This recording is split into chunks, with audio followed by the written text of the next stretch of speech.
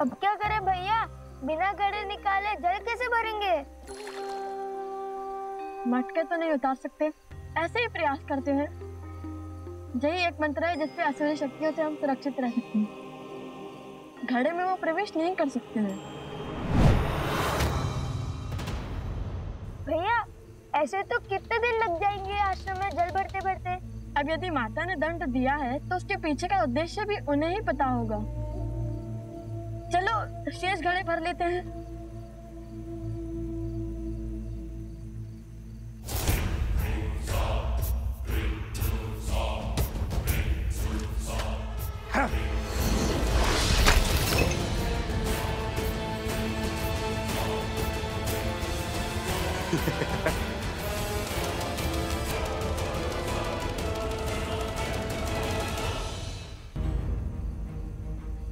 यहाँ अवश्य ही कोई असुरी माया है जो हमें रोकना चाहती है। भैया अगर हम जल नहीं भर पाए तो दंड और उसके पीछे का उद्देश्य कैसे पूरा होगा? किसी भी समस्या का हल रोने से नहीं, सोचने से होता है। मेरे तो समझ में नहीं आ रहा है कि हमें जल आश्रम तक पहुंचाना है या जल से भरा हुआ मटका। अद्भुत, तुमने मुझे एक नया सुझाव दिया है। तुम बातें मूर्खता भरी करते हो, परंतु हो बड़े गुणवान। ऐसा क्या कहा मैंने? अब कुछ ही क्षणों में ये अपना गड़ा उतारेंगे, तुम तभी उन पे आक्रमण करना। तुमने कहा कि हमें जल आश्रम तक पहुंचाना है, अब चाहे वो घड़े में हो या नहीं। मुझे तो कुछ समझ में नहीं आ रहा भैया। जो भी करे पर ऐसा कुछ मत कीजिए कि माता फिर से रुष्ट ना हो जाए।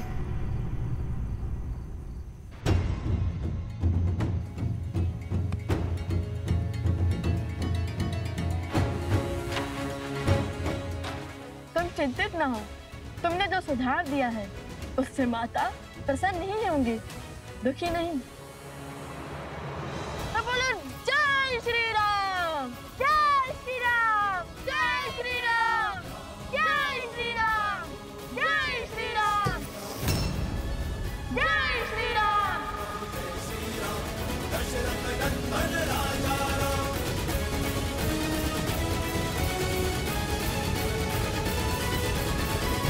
यदि हम दोनों साथ जाएंगे तो वो त्याग नहीं, समस्या से भागना होगा आर्य।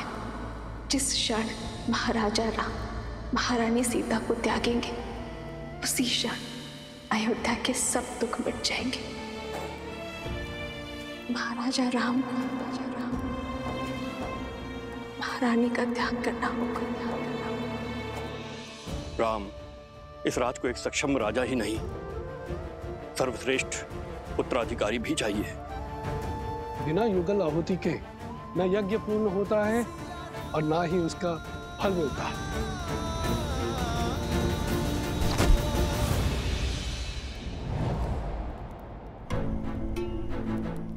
हनुमान,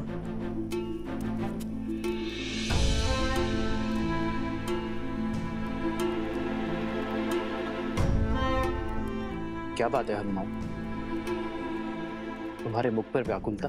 प्रभु, सहस्त्र रावण के पुत्र चंद्रबाहु ने वानर राज सुग्रीव की पुत्री त्रिनावती का अपहरण कर लिया है।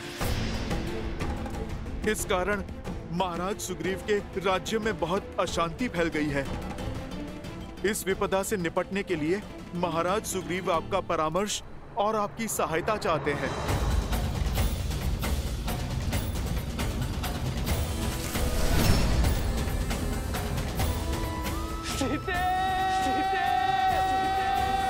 रावण का वध तो हो गया है हनुमान, किंतु उसकी विचारधारा का नाश होना अब भी शेष है।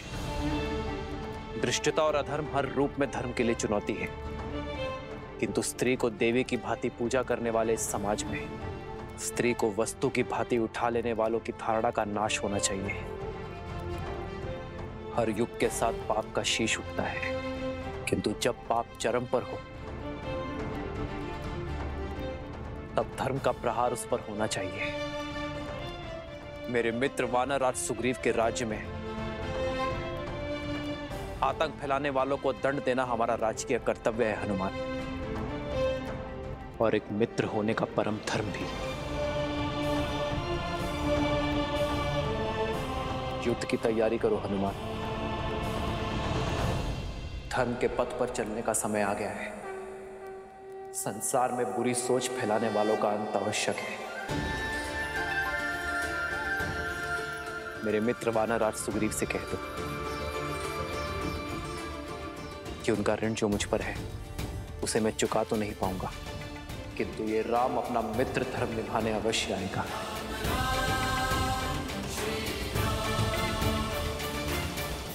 वंदिनी, वंदिनी, वंदिनी, क्या हुआ कुमुदनी? पूछे मत, आइए देखिए क्या किया है आपके लवकुश ने। अब क्या कर दिया लवकुश ने? देखिए।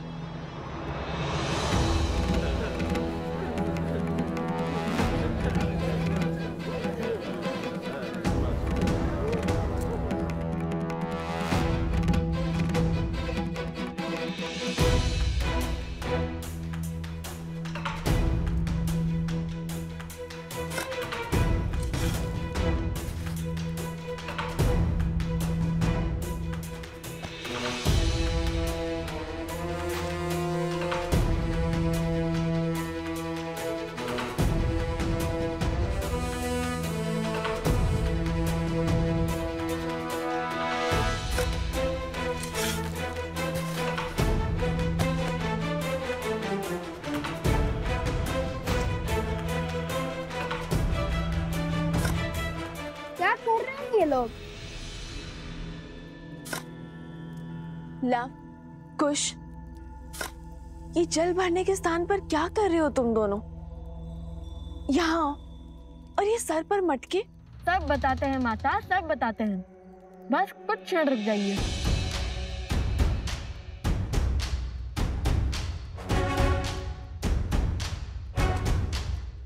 कुश, चलो वो खोल देते हैं।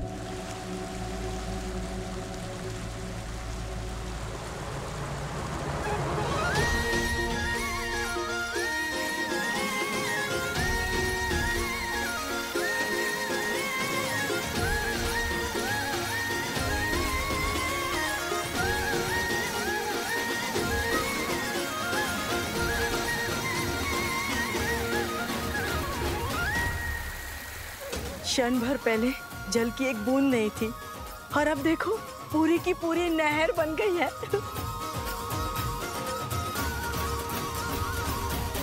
और लव कुश की चिंता छोड़ दो बंदी हुई, अपने पिता और माता की भांति उनमें भी हर संकट का हल खोजने का सामर्थ्य है।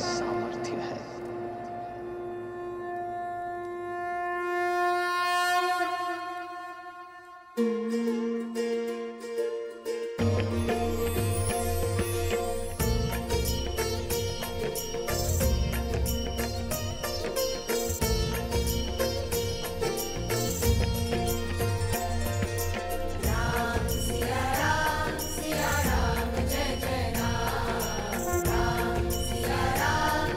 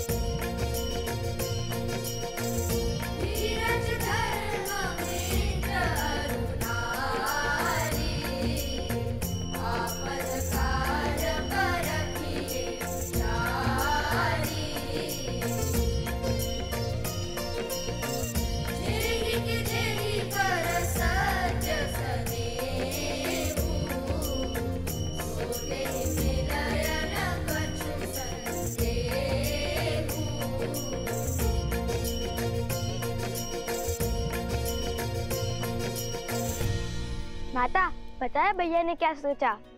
कि नदी के पास जाने से अच्छा नदी को यहाँ भी बुला दिया जाए। अब इस आश्रम में किसी को भी जल की समस्या नहीं होगी, चाहे कोई बालक कितने भी मटके की ना फोड़ दे।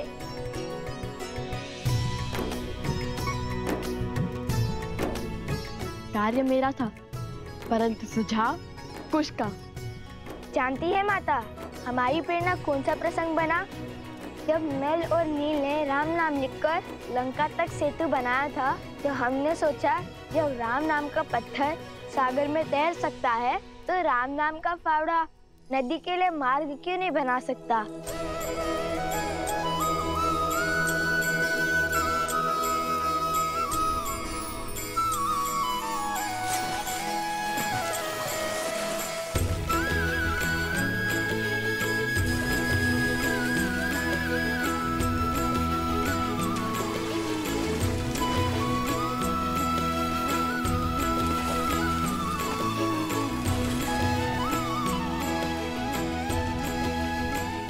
ईश्वर ने लव कुश के भविष्य में क्या रचा है वो तो मैं नहीं जानता, किंतु इतना अवश्य जानता कि ये दोनों अपने भविष्य को आलिंगन करने के लिए पूर्ण रूप से सजे।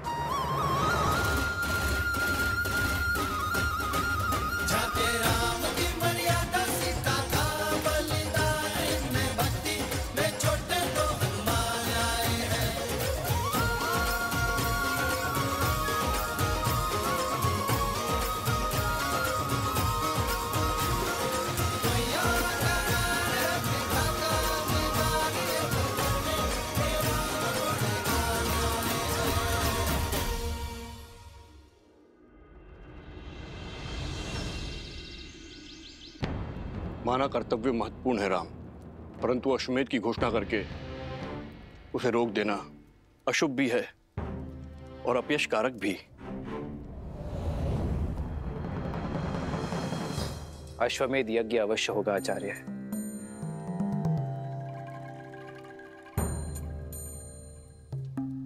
अभी मैं युद्ध में जा रहा हूं आचार्य, किंतु मेरे युद्ध से लौटते ही यह यज्ञ आरंभ होगा।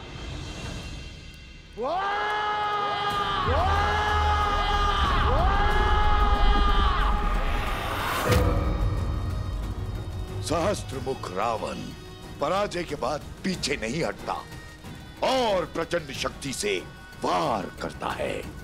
अश्वमेध यज्ञ कदापि नहीं होगा, राम राज्य कभी स्थापित नहीं होगा। पिताश्री, चंद्रबाहु ने आपकी आज्ञा का पालन कर सुग्रीव की पुत्री तृणावती का अपहरण कर लिया है।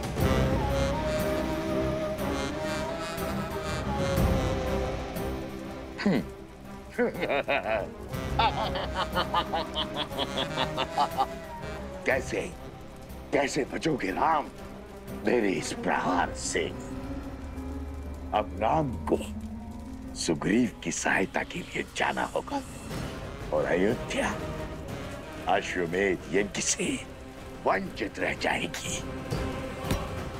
और राम के जाते ही हम अपनी शक्ति से उसकी प्रजा में पुनः धर्म की स्थापना कर देंगे।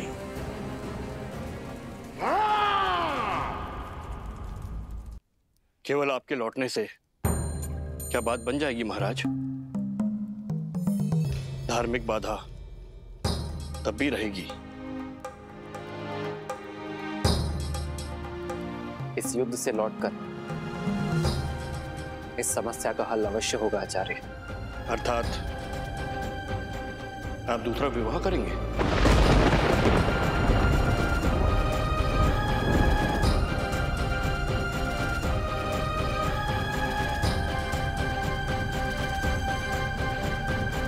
रघुकुल रीत सदा चली आई,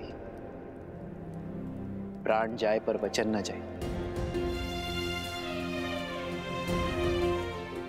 एक बार वचन देने पर उस विषय में आपका शिष्य दोबारा कैसे सोच सकता है? मैंने सीता को एक पत्नी व्रत का वचन दिया है। परंतु मेरे विवाह के बिना भी अश्वमेध यज्ञ अवश्य होगा।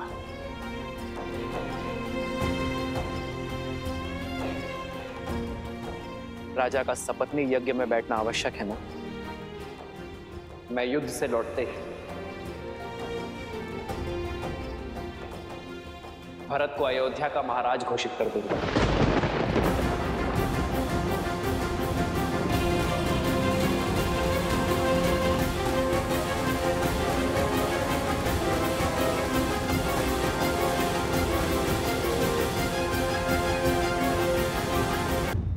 भैया, और तब भरत अपनी पत्नी के साथ यज्ञ की वेदी पर भी बैठेगा और अयोध्या का महाराज होने के नाते अपना दायित्व भी निभाएगा।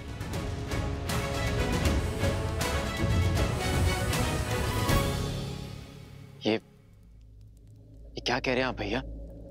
नहीं, ये मुझे स्वीकार करना होगा भरत, क्योंकि ये मेरा निर्णय है। समझने का प्रयास करो भरत। या तो तुम अयोध्या के महाराज बनोगे या सीता का ये राम किसी और का पति।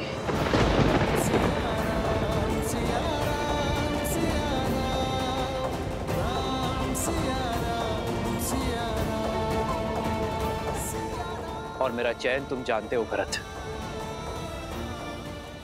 मैंने एक पत्नी व्रत धारण किया है।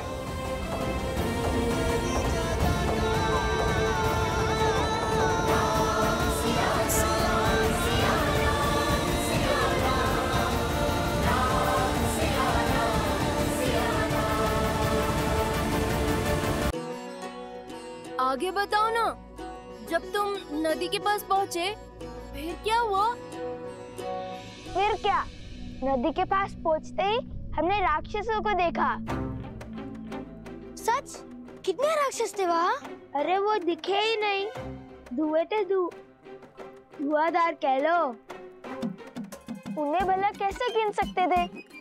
एक भी हो सकते हैं और अनेक भी। सच? सच? फिर तुम्हें भय तो बहुत लगा होगा ना? भय?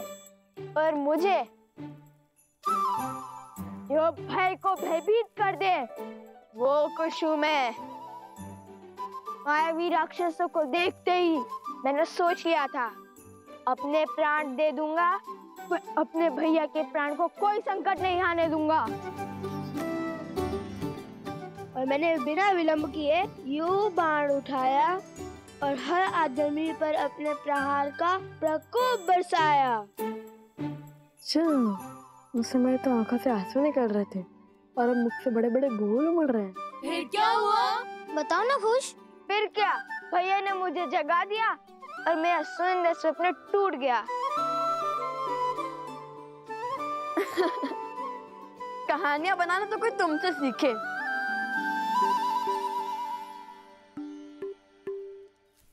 कथा का सार ये है कि माताओं को कितना कष्ट होता है इतनी दूर जाकर जल लाने में।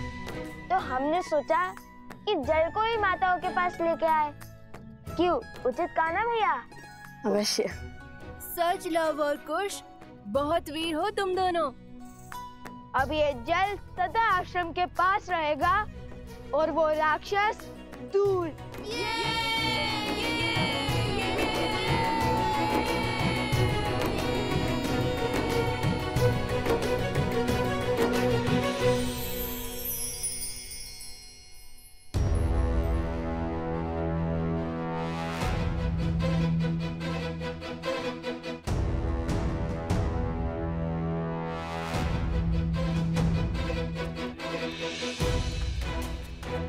महाराज,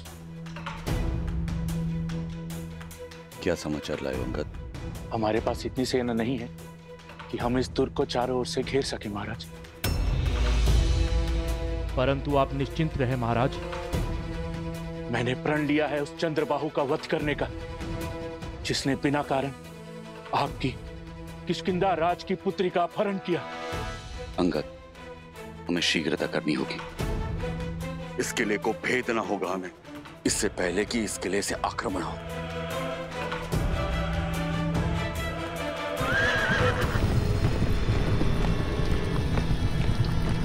लगता है राक्षस आक्रमण करने वाले हैं महाराज। सैनिकों, सज्ज हो जाओ।